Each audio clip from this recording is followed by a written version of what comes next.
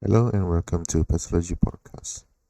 In this episode, we will cover some of the recent developments in pathology that reflect the breadth and depth of the discipline.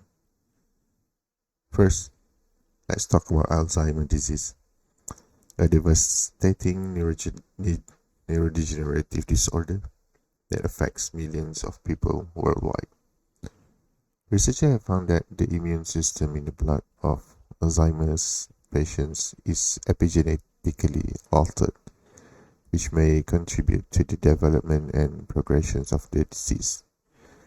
Epigenetics refer to the changes in the gene's expression that are not caused by changes in the DNA sequence, but rather by environmental factors such as stress, diet, or infections. The researchers analyzed the blood samples of 23 Alzheimer's patients and 23 healthy controls and found out that the immune cells of the patients had different patterns of DNA methylation, a common epigenetics modifications that affects gene activity. These epigenetic changes were associated with increased inflammation and reduced immune response, which could worsen the brain damage caused by Alzheimer's.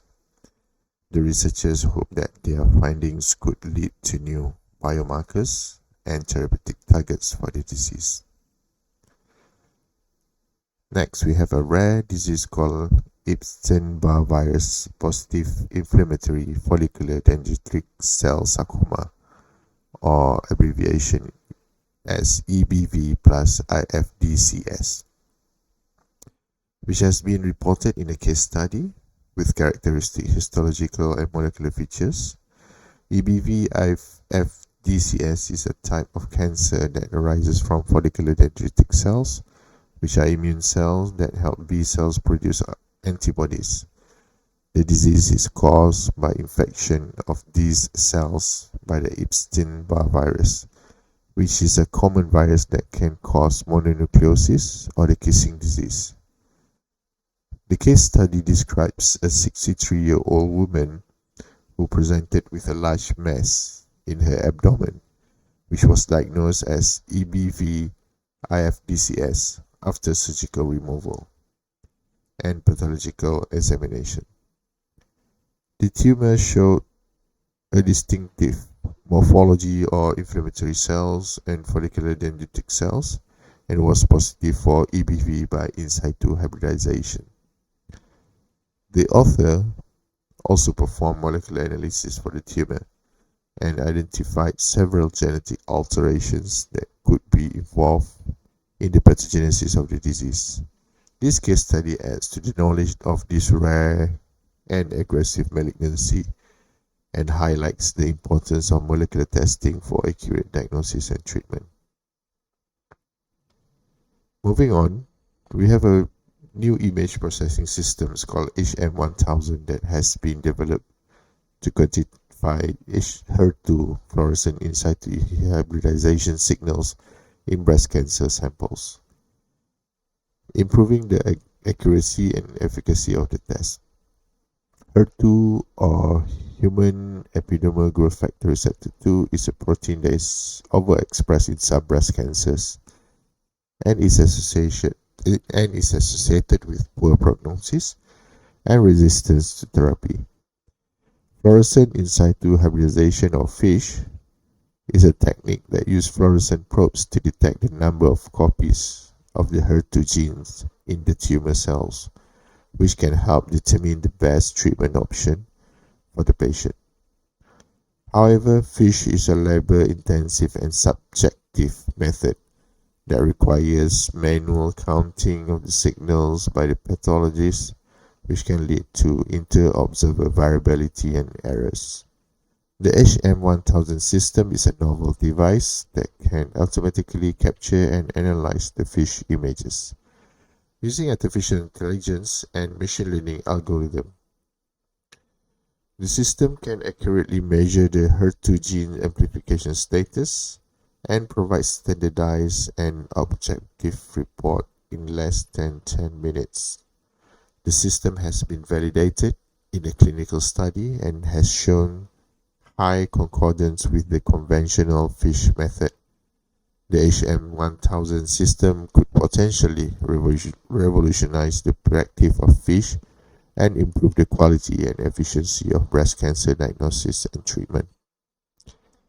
And finally, we have a new findings that scientists have observed acute neutrophilic vasculitis or leukocytoclasia in the brain of 36 COVID-19 autopsy cases, suggesting a possible link between the infection and vascular damage in the central nervous system. COVID-19 or coronavirus disease 2019 is a global pandemic that has caused over 200 million infections and 4 million deaths worldwide.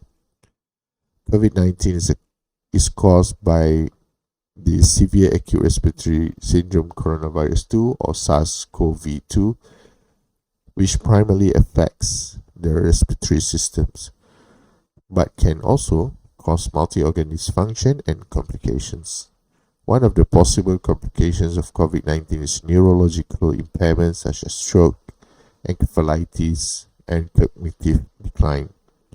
The exact mechanism of how COVID-19 affects the brain is still unclear, but some studies have suggested that the virus can invade the brain cells directly or trigger an inflammatory response that damages the blood vessels and the blood-brain barrier. The new study published in the journal Brain Pathology has reported the presence of acute neutrophilic vasculitis in the brain of 36 COVID-19 autopsy cases out of 85 cases examined. Acute neutrophilic vasculitis is a type of inflammation that affects small blood vessels and is characterized by the accumulation of neutrophils, which are white blood cells that fight infections. The author found that the acute neutrophilic vasculitis was associated with higher level of inflammatory markers such as interleukin 6 and C-reactive proteins in the blood and also in the cerebrospinal fluid of the patients. The author also detected viral RNA and protein in some of the affected blood vessels, suggesting that the virus may directly infect the endothelial cells, which are the cells that line the blood vessels. The author concluded that acute neutrophilic vasculitis may be a novel pathological feature of COVID-19 and may contribute to the neurological complications of the disease. That's all for this episode of Pathology Podcast. Thank you for listening and stay tuned for more updates and insight in the field of pathology. Until next time, this is Suparjo signing off.